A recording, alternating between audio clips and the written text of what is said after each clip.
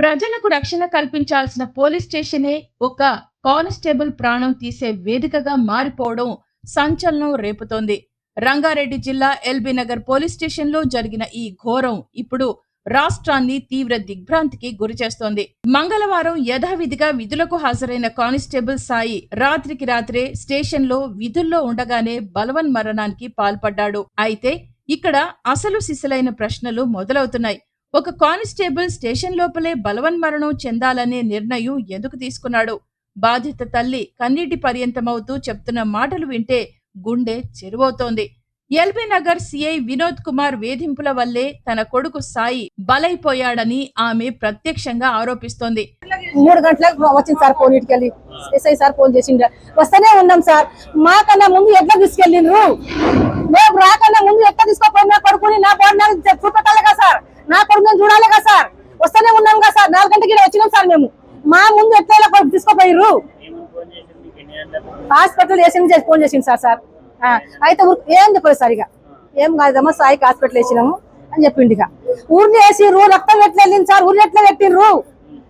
ఎందుకు తారు కూడా కోసిరు కదా సార్, చెల్లె తువల ఉంది కదా సార్, దాన్ని కూడా కోసిరు, రక్తం వచ్చింది. ఉర్రి వేసుకుంటే ఎరక్తారు సార్, ఉత్సవం వస్తారు సార్, అన్ని చేస్తారు. దాంట్లో ఏముందో చూడు, మీరు చెక్ చేయండి సార్.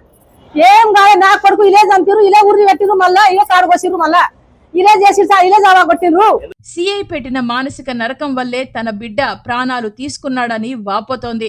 స్టేషన్ ముందే వికత జీవిగా మారిన కొడుకు కోసం తల్లిదండ్రులు చేస్తున్న రోదనలతో ఆ ప్రాంతమంతా కన్నీటి సంద్రంగా మారింది. ఖాకీ చొక్కా వెనుక ఉన్న కన్నీళ్లు, అధికారుల వేధింపులు రాష్ట్ర హోంశాఖ మంత్రికి కనిపించటం లేదా? ప్రజలకు ఫ్రెండ్లీ పోలీసింగ్ సరే, మరి సొంత శాఖలోని కింది స్థాయి ఉద్యోగులతో అధికారుల ప్రవర్తన ఏంటి రేవంత్ రెడ్డి? పాలనలో మార్పు తెచ్చామని చెప్తున్న రేవంత్ సర్కార్ కింది స్థాయి పోలీసు సిబ్బంది పడుతున్న మానసిక ఒత్తిడిని, పై అధికారుల దాష్టికాన్ని ఎందుకు అరికట్టలేకపోతోంది? ఎల్బీ నగర్ సిఐ వినోద్ కుమార్ పై వచ్చిన ఆరోపణలపై తక్షణమే నిష్పక్షపాత విచారణ జరిపిస్తారా? లేక పోలీస్ శాఖ ప్రతిష్ట దెబ్బతింటుందని ఈ కేసును కూడా మూసివేసే ప్రయత్నం చేస్తారా? ఈ కేసులో కేవలం ఒక నామమాత్రపు విచారణ జరిపి చేతులు దులుపుకుంటే సరిపోదు. పోలీస్ శాఖలో కింది స్థాయి సిబ్బంది ప్రాణాలు బలి తీసుకుంటున్న ఈ వేధింపుల సంస్కృతికి శాశ్వత పరిష్కారం చూపాలి. కానిస్టేబుల్ సాయి కుటుంబానికి ప్రభుత్వం తక్షణమే పూర్తి న్యాయం చేయాలి.